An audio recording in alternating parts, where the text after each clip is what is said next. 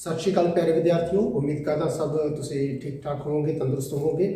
सो इस तो पहला कि वीडियो शुरू करिए, प्लीज़ चैनल को सबसक्राइब कर लेना तो शेयर भी कर देना। सो पीजीटी पंजाबी दे विच इस तो पहला मैं 2 वीडियोज़ लैके आया सी आधुनिक गद रत्नाकर दियां पार्ट 1 ते पार्ट 2। ठीक है, तो साड़ियाँ कुछ कहानियां होर हन ते ये कहानियां दे नाम ते तुसीं उन्हां दे कहानीकारां दे नाम नोट कर सकते हो जी। साडी पहली कहानी है बाघां दा राखा। बाघां दा राखा, ये कहानीकार का नाम नोट करो सुजान सिंह। बाघां दा राखा लेखक है सुजान सिंह। ठीक है, ये पात्र नोट कर लो तुसीं। पात्र है जी बारू, बारू है। ठीक है, लालू शाह है, बारू लालू शाह, बारू की माँ अते भरजाई। ठीक है, बारू लालू शाह दे बाग दे विच एक मजदूर है, काम करता है। ठीक है, बारू शाह ਨੂੰ ਜਦੋਂ ਖਾਣ ਵਾਸਤੇ ਭੋਜਨ ਟਾਈਮ 'ਤੇ ਨਹੀਂ ਆਉਂਦਾ ਤਾਂ ਉਹ ਭੁੱਖਾ ਹੁੰਦਾ ਹੈ ਅਤੇ ਲੁਕਾਠਾ ਉੱਤੇ ਖਾ ਲੈਂਦਾ ਹੈ, ਜਿਸ ਕਰਕੇ ਉਹ ਬਿਮਾਰ ਰਹਿ ਜਾਂਦਾ ਹੈ। ਇਸ ਤਰ੍ਹਾਂ 2 ਵਾਰੀ ਚਾਂਸ ਹੁੰਦਾ ਹੈ। ਦੂਜੀ ਵਾਰ ਜਦੋਂ ਲੁਕਾਠਾ ਖਾਂਦਾ ਹੈ ਤਾਂ ਉਹ ਬਿਮਾਰ ਹੋ ਜਾਂਦਾ ਹੈ ਅਤੇ ਅੰਤ ਨੂੰ ਉਹ ਮਰ ਜਾਂਦਾ ਹੈ, ਉਹਦੀ ਮੌਤ ਹੋ ਜਾਂਦੀ ਹੈ। ਅਤੇ ਕੁਛ ਪ੍ਰਸ਼ਨ ਨੋਟ ਕਰ ਸਕਦੇ ਹੋ। ਲੇਖਕ ਦਾ ਨਾਮ ਤੁਸੀਂ ਨੋਟ ਕਰ ਲਿਆ ਹੈ ਸੁਜਾਨ ਸਿੰਘ। ਸੁਜਾਨ ਸਿੰਘ ਦੀਆਂ ਰਚਨਾਵਾਂ ਕੁਛ ਨੋਟ ਕਰ ਸਕਦੇ ਹੋ। ਦੁੱਖ ਸੁੱਖ ਤੋਂ ਪਿੱਛੇ, सब रंग, 1.5 आदमी, नरकां दे देवते। ठीक है, तो बाघां दा राखा कहानी किस पुस्तक दे विचों लिती गई है? तो उत्तर है सब रंग। सब रंग पुस्तक दे विचों लिती गई है। ठीक है, तो अगे नोट करो, बाघां दा राखा कहानी का उद्देश्य की है? बाघां दा राखा कहानी का उद्देश्य गरीबां दी अपमान भरी अवस्था नूं रूपमान करना। गरीबां दी अपमान भरी अवस्था नूं रूपमान करना। ठीक है, तो बारू नूं कितनी तनख्वाह मिलती सी? इस कहानी के अकॉर्डिंग बारू नूं कितनी तनख्वाह मिलती सी? 17 रुपए। 17 रुपए मिलती सी। ठीक है, तो अगली कहानी है मंगो। मंगो कहानी 2 गावां की कहानी है, जिस विच एक गां का नाम मंगो तो दूजी का नाम सोमा हुंदा है। ठीक है, इहदा कहानी का एक पात्र है हुक्मा मांगट। हुक्मा मांगट, ठीक है, जो कि गावां रखता है। उस को पहला एक गां है मंगो, दूजी गां ले आता है सोमा, जो कि लवेरी होंगी है, दुध देने वाला पशु होंदा है। ठीक है, तो मंगो उस तो ईरखा करती है। सो ईरखा के इर्द गिर्द कहानी होंगी है। मंगो सोमा तो ईरखा करती है। ठीक है, इस कहानी के लेखक का नाम नोट कर सकते हो संतोख सिंह धिर। संतोख सिंह धिर। ठीक है, मंगो कौन है? मंगो हुक्मे मांगट दी घर की पालतू गां का नाम है। ठीक है, तो वो अपनी सौकण सोमा के नाल ईरखा रखती है। मंगो किस प्रकार की कहानी है? मंगो एक मनोविज्ञानिक अवस्था वाली कहानी है। ठीक है, मनोविज्ञानिक अवस्था वाली कहानी है। मंगो कहानी का विषय की है? पशु विच भी मनुख वांग भावनावां हुंदियां हन। पशु के विच भी जिवें मनुख ईरखा करते हैं एक दूजे के नाल, किसी काम तो, रूप तो, रंग तो। ठीक है, तो मंगो भी सोमा तो ईरखा करती है। मंगो कहानी का उद्देश्य की है? इस कहानी का उद्देश्य है पशुओं विच भी हौमे बलवान होंदी है। पशुओं विच भी हौमे बलवान होंदी है। विषय तौर पर भी आ जाए तो तुसीं उत्तर लिख सकते हो। ठीक है, अगे है कि संतोख सिंह धिर दे सब तो उत्तम कहानी संग्रह का नाम। संतोख सिंह धिर दे सब तो उत्तम कहानी संग्रह का नाम है जी सवेर होण तक। सवेर होण तक।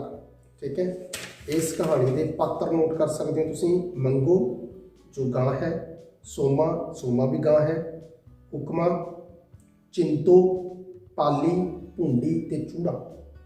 ठीक है, हुक्मा, चिंतो, पाली, भुंडी ते चूड़ा। क्लियर? ठीक है, चिंतो हुक्मे दी घरों होंदी है जी, उसकी पत्नी होंदी है। अगली कहानी है शेरनियाँ। शेरनियाँ कहानी के लेखक का नाम नोट कर लो कुलवंत सिंह विरक। कुलवंत सिंह विरक। ठीक है, शेरनियाँ कहानी विच शेरनियाँ कौन होंदियां हन? शेरनियाँ कहानी विच शेरनियाँ 2 अध्यापक होंदे, 2 अध्यापक महिला अध्यापक होंदियां हन। ठीक है, शेरनियाँ कहानी का विषय नोट कर लो। इस कहानी का मुख्य विषय है अगाह वधू ते मौलिक। अगाह वधू ते मौलिक विषय है इसका। इसका उद्देश्य नोट करो। इस कहानी का मुख्य उद्देश्य ये दर्शाना है कि कुड़ियां नूं मर्दां समान काम संभालने पैंदे हन। ठीक है। ਇਹਦਾ ਮੁੱਖ ਪਾਤਰ ਜੋ ਹੈ ਉਹ ਲੇਖਕ ਆਪ ਹੈ। ਲੇਖਕ ਇਸ ਕਹਾਣੀ ਦਾ ਮੁੱਖ ਪਾਤਰ ਹੈ ਆਪ। ਠੀਕ ਹੈ। ਕੁਲਵੰਤ ਸਿੰਘ ਵਿਰਕ ਦੀਆਂ ਕਹਾਣੀਆਂ ਨੋਟ ਕਰ ਸਕਦੇ ਹੋ। ਰਚਨਾਵਾਂ ਹੋਰ ਤੂੜੀ ਦੀ ਪੰਡ, ਨਵੇਂ ਲੋਕ, ਛਾਹ ਵੇਲਾ, ਧਰਤੀ ਦੇ ਆਕਾਸ਼, ਇੱਕ ਕਸ ਕੇ ਹਮ ਬਾਰਕ, ਦੁੱਧ ਦਾ ਛੱਪੜ। क्लियर। अगली कहानी है गोई। गोई है प्रेम प्रकाश की रचना। गोई है प्रेम प्रकाश की रचना। ठीक है। ये जो पात्र हैं कैप्टन बख्तावर सिंह भुल्लर, कहानीकार आप है कैप्टन बख्तावर सिंह भुल्लर, बलविंदर, बापू। ठीक है। तो अगे नोट करो जी, गोई शब्द का अर्थ की है। गोई शब्द का अर्थ ये है पतला जिहा कड़ा। आप लेवी जी बना लेने ना कड़ा, पतला जिहा कड़ा। कैप्टन की पत्नी का नाम, ठीक है, कैप्टन की पत्नी का नाम सी बलविंदर। बलविंदर।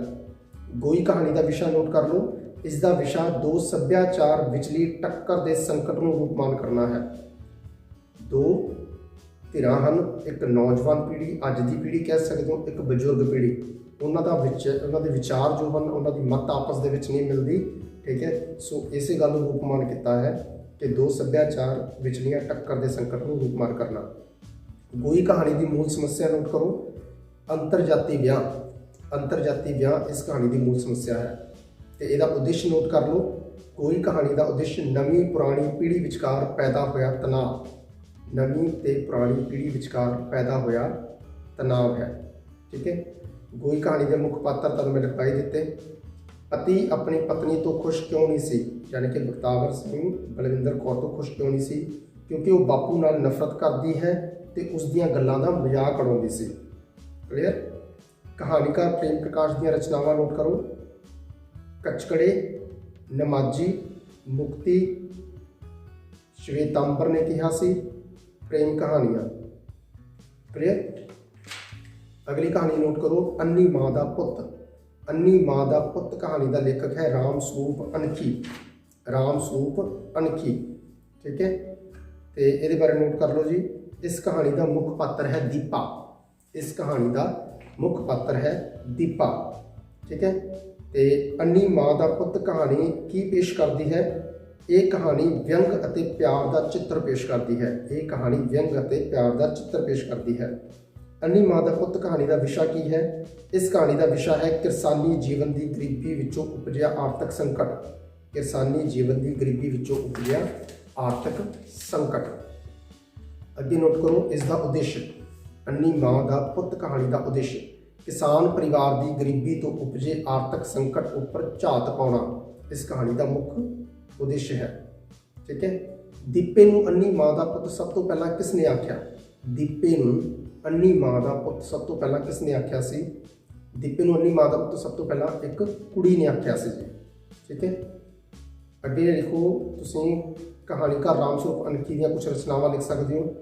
कदों फिरनगे दिन, सवाल दर सवाल, खारा दुध, कंध विच उग्गिया दरख्त, टीसी दा बेर, मनुख दी मौत, कच्चा धागा, सुत्ता नाग, कमाई।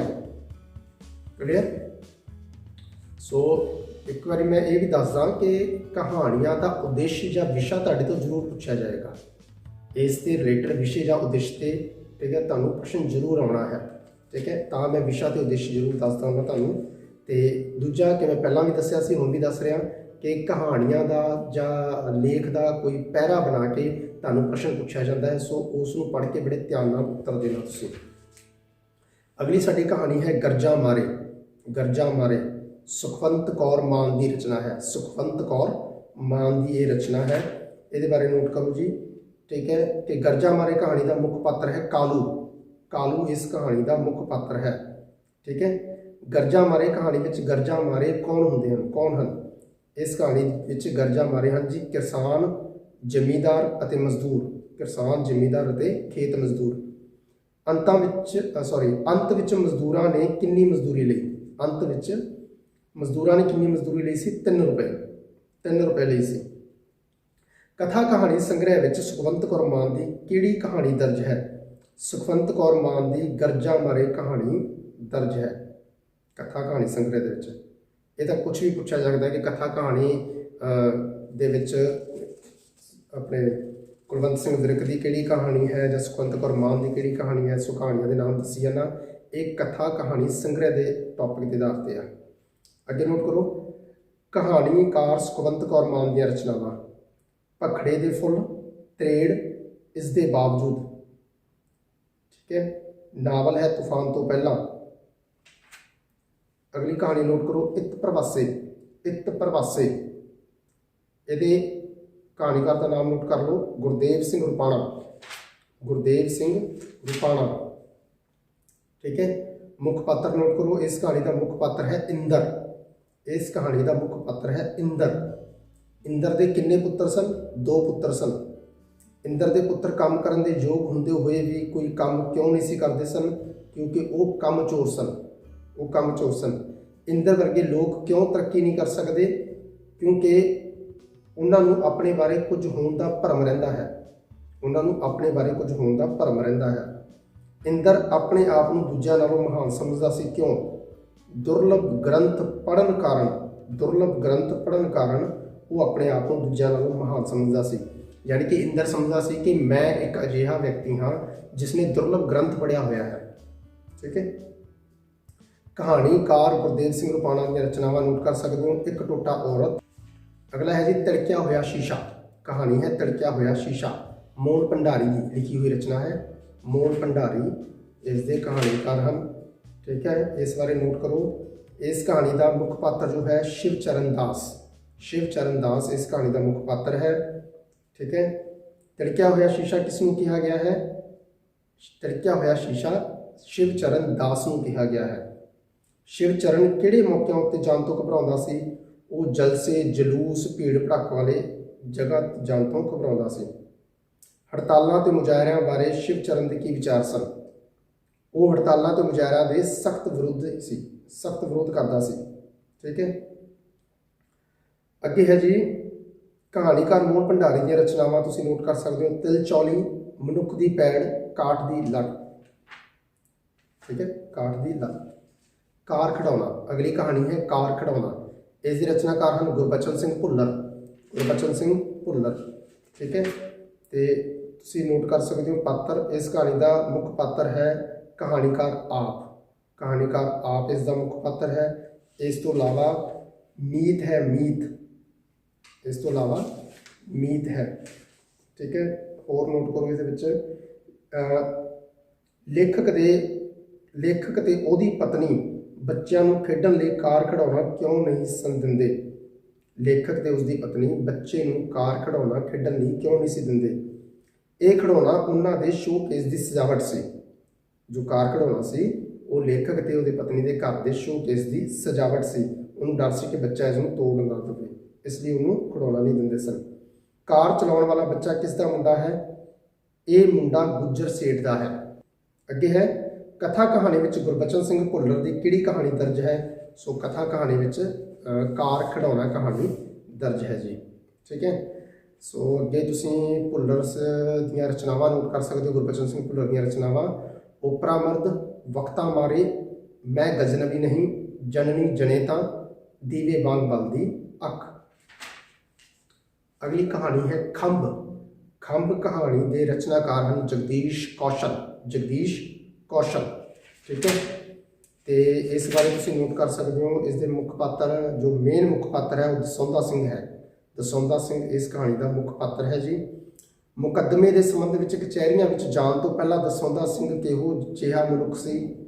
ਤਾਂ ਉਹ ਬਹੁਤ ਸਿੱਧਾ ਸਾਦਾ ਤੇ ਭੋਲਾ ਮਨੁੱਖ ਸੀ ਜੀ, ਭੋਲਾ ਭਲਾ ਸੀ। ਦਸੌਂਧਾ ਸਿੰਘ ਨੂੰ ਕਚਹਿਰੀ ਜਾਣ ਦੀ ਲੋੜ ਕਿਉਂ ਪਈ? ਆਪਣੇ ਹਿੱਸੇ ਦੀ ਜ਼ਮੀਨ ਲੈਣ ਲਈ ਉਸਨੂੰ ਕਚਹਿਰੀ ਜਾਣਾ ਪਿਆ।